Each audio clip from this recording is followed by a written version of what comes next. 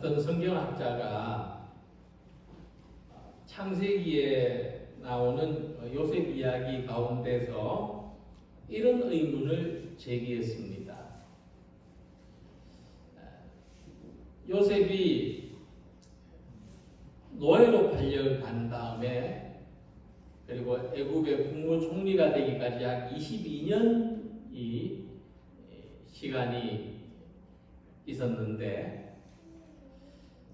요셉이 22년 동안 가수가 떨어져 있는 동안에 왜 아버지에게 자기가 살아있다는 소식을 전하지 않았는가?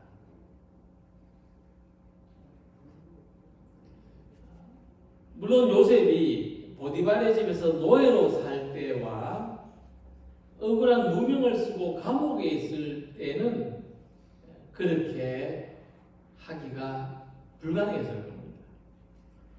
하지만 요셉이 이집트에서 국무총리가 되고 그런 높은 자리에 올랐을 때는 최소한 아버지 야곱한테만은 자기가 살아있다는 소식을 전할 수 있었을 것입니다.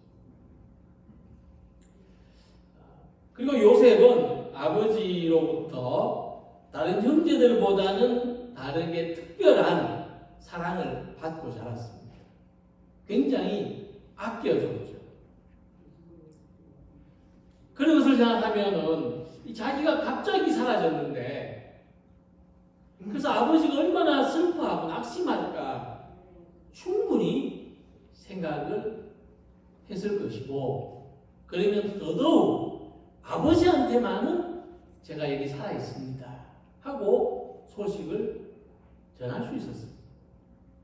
근데 왜 요셉은 아버지한테 자기가 살아있다는 소식을 알리지 않았을까? 이 질문을 제기한 학자는 이렇게 대답합니다. 요셉이 이집트의 노예로 팔려가게 된 것의 출발점은 아버지가 야곱이 자기를 미워하는 형들에게 심부름을 보냈기 때문에 시작되었다. 창세기 37장 13절에 보면 이 이스라엘은 야곱을 말합니다. 요셉에게 이르되 내 형들이 세겜에서 양을 치지 아니하느냐 너를 그들에게로 보내리라. 평소에 요셉은 자기가 다른 이복 형들과 심지어 부모들에게까지 절을 받는 높은 신분의 사람이 될 것이라고 말을 했습니다. 요셉이 아버지한테 특별한 사랑을 받는 데다가 이런 말을 하고 다니니까 이복 형들은 요셉을 눈에 가시처럼 싫어하고 미워했습니다. 심지어 아버지 야곱까지도 요셉을 꾸짖었다고 했습니다. 그가 그의 꿈을 아버지와 형들에게 말하며 아버지가 그를 꾸짖고 그에게 이르되 네가 꾼 꿈이 무엇이냐 나와 내 어머니와 내 형들이 참으로 가서 땅에 엎드려 네게 절하겠느냐. 자, 이런 일들이 있었는데 어느 날 야곱은 자기의 아들들이 양을 잘 치고 있는지 알아보라고 요셉을 심부름 보냅니다.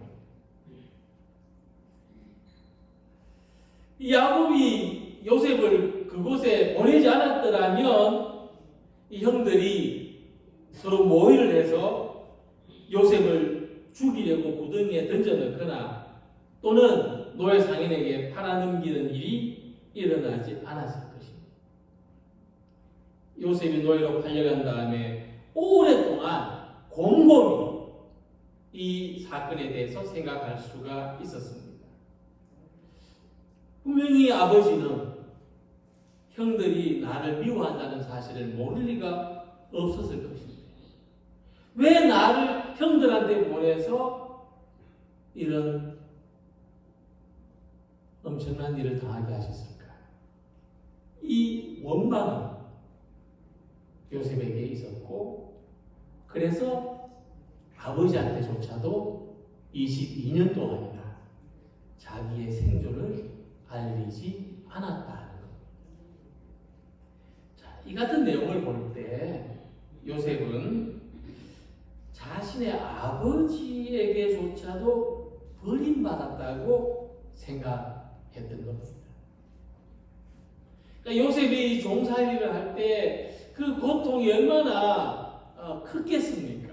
그 억울한 일을 당했을 때 얼마나 괴롭고 힘들었겠습니까? 그런데 그럴수록 내가 버림받았다.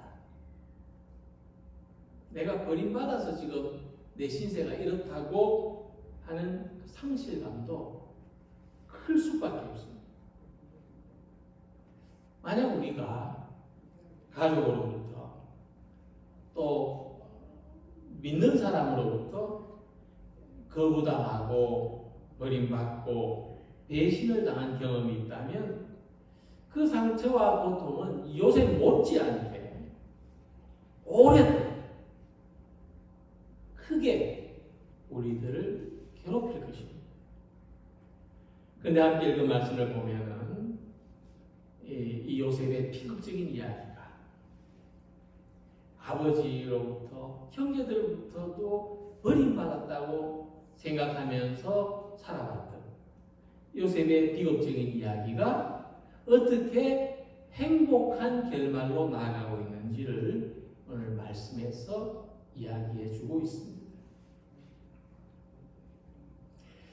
성경에 등장하는 인물들은 처음부터 남부럽지 않게 살았던 사람들이 아니라 고난과 시련을 겪고 그 인생의 밑바닥까지 내려가 본 사람들이라고 하는 점에서 우리들에게 친근감을 줍니다. 우리가 요셉 이야기를 읽으면 어떤 부분에서는 내 이야기와 너무나 비슷하다는 것을 발견하게 됩니다. 그리고 요셉 이야기가 우리에게 주는 교훈은 비록 사람들과 주위 환경에서 오는 시련으로 고난으로 넘어졌다 하더라도 하나님의 사랑을 붙들고 하나님의 사랑을 믿고 다시 일어섰다고 하는 겁니다. 그는 그 상처를 안고 평생 넘어진 삶을 사는 것이 아니라 이 상처를 극복하고 다시 일어서는 사람이 된 겁니다. 그래서 오늘 혹시 우리들이 지금 넘어져 있는 가운데 있다 할지라도 하나님의 사랑을 붙들고 다시 일어설 수 있다는 소망을 요셉의 이야기가 주는 겁니다. 자, 22년 동안 요셉은 내 아버지는 정말로 나를 사랑하는가라는 의심을 품고 살았을 수도 있습니다. 혹시 사춘기 때 또 자라면서 내 부모님이 정말 나를 사랑할까? 혹시 이런 생각을 해보신 적은 없습니까? 내 가족이 정말 나를 사랑할까? 요셉은 아버지가 자기를 희생시켰다고 생각할 수도 있습니다. 다른 형제들과의 평화를 유지하기 위해서 자기를 희생시켰다. 이런 생각도 할 수가 있습니다. 요셉에게는 이런 의심, 사랑에 대한 의심이 있었습니다. 가족에 대한 사랑, 가족의 사랑에 대한 의심, 이것은 모든 관계의 핵심입니다.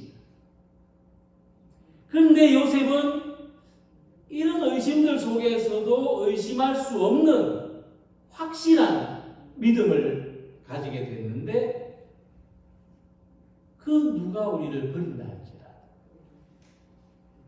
실제로 누가 우리를 버릴 수 없는 것이지만 우리는 그렇게 느끼죠. 내가 버림을 당했다. 그럴지라도 하나님은 나를 버리지 않으신다. 하는 겁니다. 근데 이런 믿음이 있어요. 이런 깨달음이 있어요.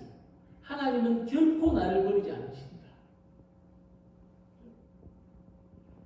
이것은 어떤 면에서는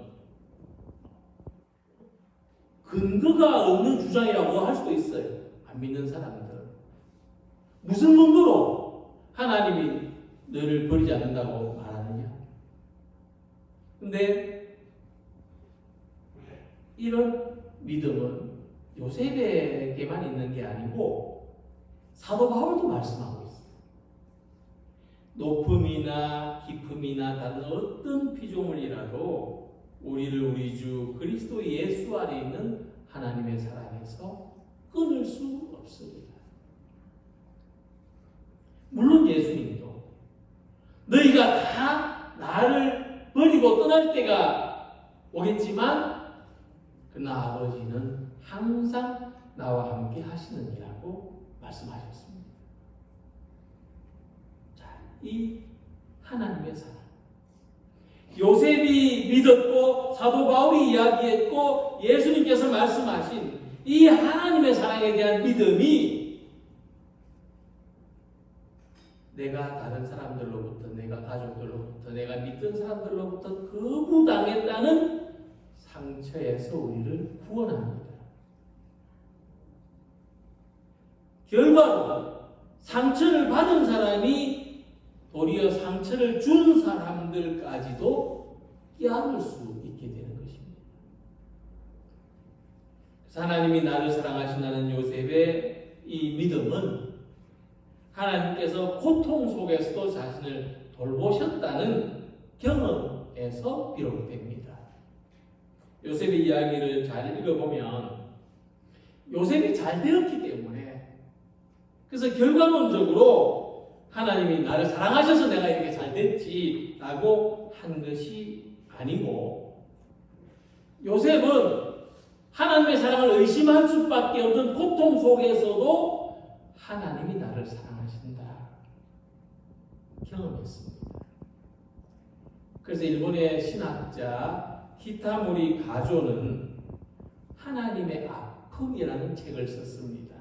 그 책에서 핵심이 뭐냐 하면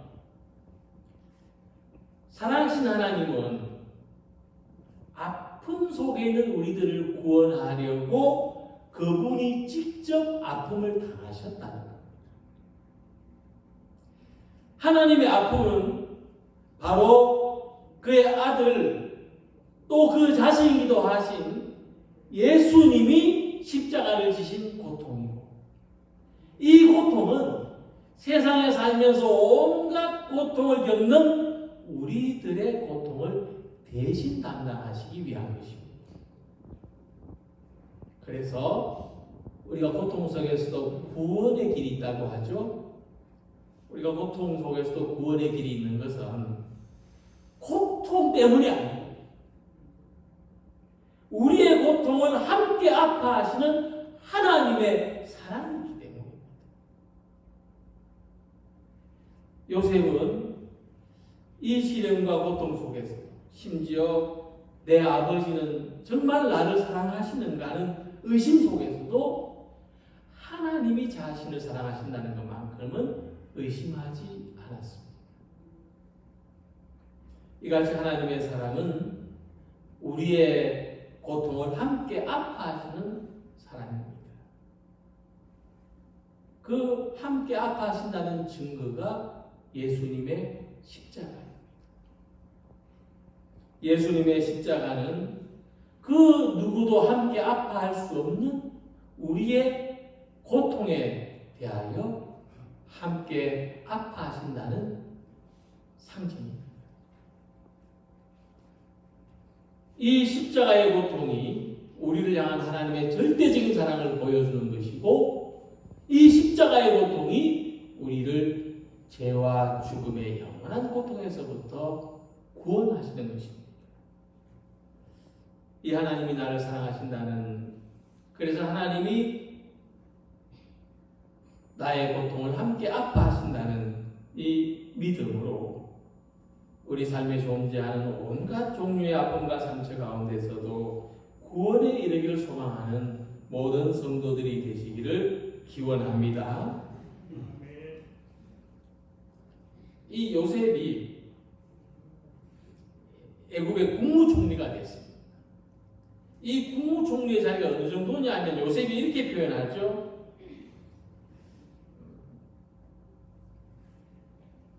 나를 이집트의 왕이 나를 아버지로 삼았다.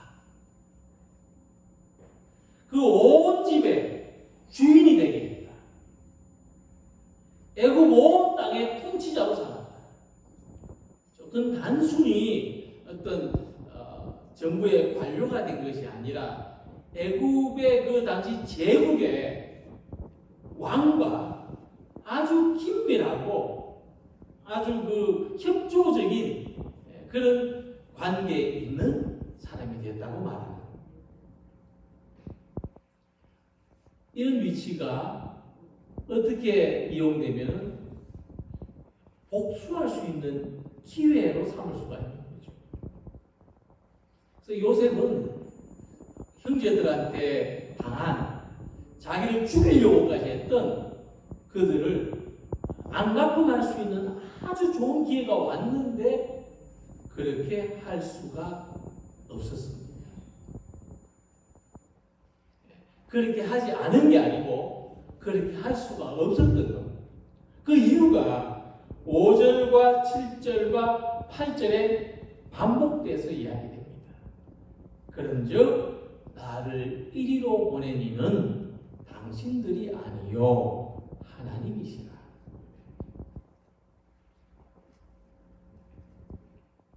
요셉은 비록 형제들이 자기를 죽이려고까지 했고 차선으로 자기를 이집트의 노예로 팔았지만은 그 모든 배후에 하나님이 함께 계셨다는 것을 말하고 있습니다. 그래서 자기가 자기의 감정으로 형제들한테 복수하는 것은 곧 뭐냐면 지금까지 함께 하신 하나님을 부인하는 것이 됩니다. 그래서 요셉은 그럴 수가 없었습니다. 반대로 형제들은 어땠을까? 형제들은 요셉이 복수할까봐 두려워했습니다. 그러니까 요셉은 자꾸 형제들을 안심시킵니다. 한 번이 아니고 여러 번 형제들을 안심시킵니다. 심지어 형제들이 어떤 불안을 가졌냐면은 아버지가 살아계시니까 지금 요셉이 참고 있는데 만약 아버지가 돌아가시고 나면 요셉이 복수할지도 모른다. 그러니까 요셉이 야곱의 죽음 후에 이렇게 말합니다. 당신들은 두려워하지 마소서. 내가 당신들과 당신들의 자녀를 기르리이다 하고 그들을 간곡한 말로 위로했다.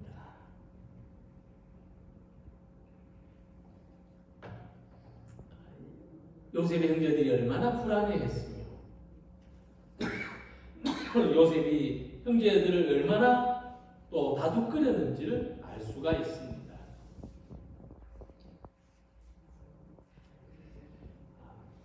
가족들에게 버림을 받았다고 느낀 요셉은 정말 세상에 사랑이라는 것이 존재하는지 의심했던 사람이었습니다.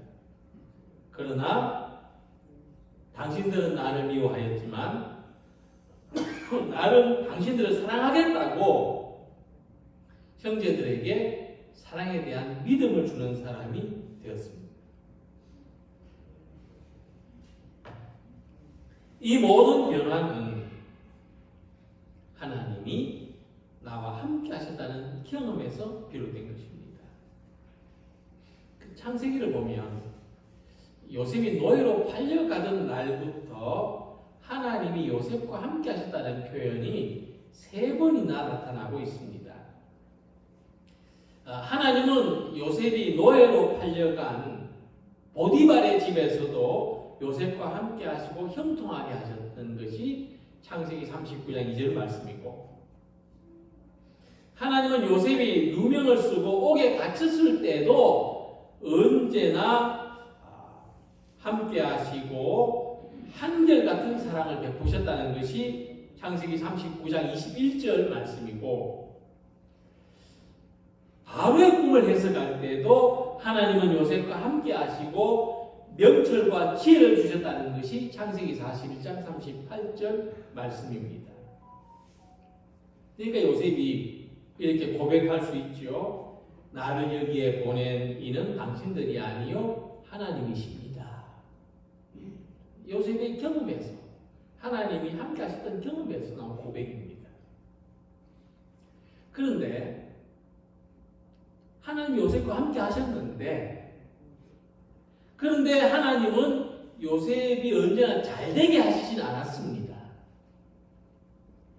또 어디서나 존중받고 사랑받는 사람이 되게도 하지 않으셨습니다.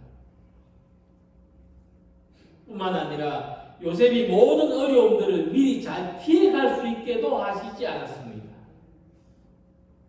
그러나 요셉이 잘되지 못한 것에도 하나님이 함께 계셨고, 요셉이 오해와 누명을 쓰게 됐을 때도 하나님이 함께 계셨고, 미리 알지 못해서 겪는 어려움 속에도 하나님이 함께 하셨던 것을 요셉이 깨달은 것입니다. 그래서 우리가 어떤 어려움을 겪어도 하나님이 함께 하시는 것을 믿기 때문에 우리는 하나님이 지금도 함께 하신다고 고백할 수 있는 것입니다. 욥이 극심한 고난을 겪을 때 하나님 사탄에게 이렇게 말씀하십니다. 여호와께서 사탄에게 이르시되 내가 그를 내 손에 맡기노라. 다만 그의 생명은 해하지 말지니라. 하나님이 사탄에게 욥을 맡긴다고 하셨습니다. 이게 어떤 의미냐면은 욥을 버리신다는 뜻이 아닙니다. 그죠? 우리가 버리는 거하고 맡기는 건 다르죠. 맡기는 것은 다시 찾아오는 겁니다. 그죠? 그걸 전제로 하는 것이 맡기는 겁니다. 그러니까 이게 어떤 뜻이냐면은 사단에게 말씀하시기를 네가 욥의 모든 것을 빼앗아 간다 할지라도 욥은 이겨낼 거예요. 네가 욥을 넘어지게 하고 절망하게 하더라도 욥은 반드시 이겨낼 거야. 욥을 믿는다. 하나님이 욥을 믿으신다는 거예요. 이 말씀과 같이 하나님은 우리가 하나님을 믿는 것보다 우리들에게 더 큰 믿음을 가지고 계십니다. 하나님은 우리에게 내가 너를 믿는다고 말씀하십니다. 그 이유가 무엇입니까? 하나님 어떻게 나를 믿는다고 하실 수가 있을까? 나도 나를 못 믿는데 어떻게 하나님은 나를 믿는다고 하실까? 그 이유가 뭘까요? 하나님이 함께 계시기 때문이죠. 하나님이 우리와 함께 하실 거기 때문입니다. 그래서 너는 이겨낼 거야. 너는 할 수 있다고 말씀하시는 것이죠. 그래서 사도 바울은 옥에 갇혀 있지만은 바깥에 자유로운 사람들한테 오히려 염려하지 말라고 합니다. 아무것도 염려하지 말고 다만 모든 일에 기도와 간구로 너희 구할 것을 감사함으로 하나님께 아뢰라. 이집트의 노예로 팔려간 요셉과 함께 하신 하나님, 이 하나님은 가족과 재산, 건강까지도 이런 욥과 함께 하셨고, 욥과 함께 하신 하나님은 죽음의 운명으로 감옥에 갇힌 바울과 함께 하셨고, 바울과 함께 하신 하나님은 오늘 모든 시련과 고통 가운데 있는 나와 함께 하시는 것을 믿으시기 바랍니다. 우리가 어떤 어려움을 겪는다 할지라도 하나님이 함께 하시는 것을 믿고 세상에 하나님의 사랑을, 그 사랑에 대한 믿음을 주면서 살아가는 성도들이 되시기를 소망합니다. 그리고 욥의 이야기가 주는 가장 감동적인 부분이 있습니다. 우리가 요셉이라는 인물을 생각하면 요셉의 성공이죠. 그리고 탁월한 지혜, 이 두 가지를 떠올릴 수가 있습니다. 이집트의 노예로 팔려간 사람 중에 요셉처럼 성공한 사람이 없죠. 또 요셉이 성공하게 된 배경에는 앞날을 예상하고 대처하는 탁월한 지혜가 있었기 때문입니다. 그런데 이보다 더 큰 감동을 주는 것은 뭐냐면 자신을 배척하고 심지어 죽이려고 했던 형제들과 자기를 죽는 곳으로 내보냈던 아버지에 대한 원망과 그리고 자기 험난했던 자기의 삶에 대한 회한, 이런 모든 것들을 용서했다는 겁니다. 그러니까 요셉의 삶이 주는 가장 큰 교훈이고 감동적인 부분이에요. 성경은 용서의 이야기, 용서의 이야기.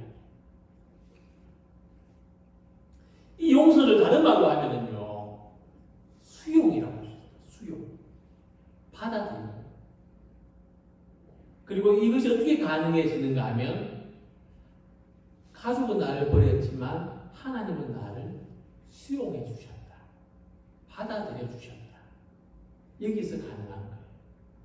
내가 하나님으로부터 받아들여졌다는 것을 믿고 확신할 때 우리도 다른 사람들을, 우리에게 잘못한 다른 사람들을 또한 받아들일 수가 있는 겁니다. 그래서 이 요셉은 형제들에게 이렇게 말합니다. 하나님이 큰 구원으로 당신들의 생명을 보존하고 당신들의 후손을 세상에 두시려고 나를 당신들보다 먼저 보내셨나니. 하나님이 생명을 구원하시려. 요셉은 하나님이 자기를 이곳에 보내신 그 하나님의 선하신 뜻과 목적에 대해서 이렇게 말해요. 하나님이 생명을 구원하시려. 그 당시 애굽에 7년과 6년이 들었는데 이 애굽은 나일강이 가로지르는 그런 땅입니다. 그 나일강에 물이 말라버렸다니 그 인근 지역에 사는 사람들은 얼마나 더 극심한 기근을 당하고 있었을지 짐작하고 남습니다. 그런데 하나님은 그들의 생명을, 자기 백성, 자기 민족의 생명을 구원하시기 위하여 요셉을 먼저 애굽 땅에 보내셨다는 것입니다. 고통이 삶의 목적이 될 수는 없습니다. 그러나 우리가 겪는 고통을 통해서 하나님은 어떤 계획을 가지고 계시는지를 생각해 본다면 고통에서도 우리는 삶의 이유와 목적을 발견할 수가 있습니다. 그래서 고통 속에서 우리가 할 수 있는 최선이 있다면 하나님의 선하신 뜻 안에서 용서하는 겁니다. 고통을 용서하는 거예요. 이게 무슨 의미가 되겠습니까? 고통을 용서한다는 것은 고통을 준 대상과 고통스러운 현재를 잘 받아들이는 것입니다. 그것은 결국 뭐냐 하면요, 내가 고통해지는 것이 아니고 하나님이 옳으십니다 하고 인정하는 것. 우리의 삶을 섭리하시는 하나님이 옳으십니다. 또한 하나님은 우리의 삶을 선하고 복되게 인도하실 줄 믿습니다 하는 겁니다. 하나님은 우리에게 고난을 허락하시고 넘어지게도 하시고 아프게도 하십니다. 그러나 하나님은 우리를 사랑하십니다. 하나님은 고통 속에 있는 우리들을 받아들이십니다. 오르신 하나님께서 나는 너를 사랑한다. 나는 너를 믿는다. 나는 너에게 소망을 가진다. 말씀하십니다. 우리를 향한 하나님의 수용을 깨닫고 우리의 모든 고통과 또 고통을 준 대상들까지도 용서하고 받아들인 요셉과 같이 하나님이 보내신 우리 삶의 자리에서 용서와 사랑과 믿음으로 다른 생명들을 구원으로 인도하는 삶을 살아가는 우리 모두가 되시기를 주님의 이름으로 기원합니다. 기도드리겠습니다.